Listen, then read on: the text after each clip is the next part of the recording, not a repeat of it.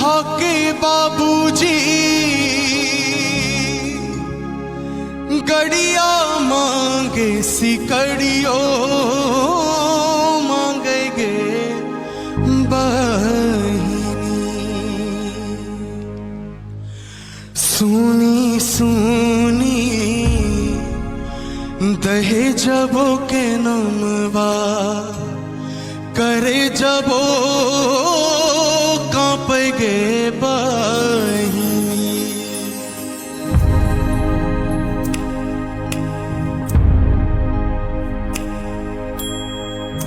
लड़की के बाबूजी गैया बेचे जमीन मोह बेचेगे बहिनी।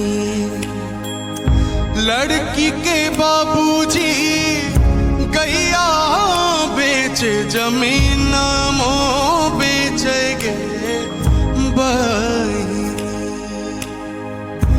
तब उन्हें दहेजबाज पुरले करे जबो फटेगे बहिनी।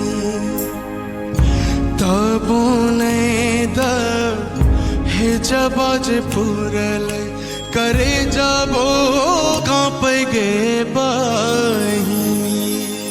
दुल्हा के बाबूजी गड़िया मांगे सिकड़ियो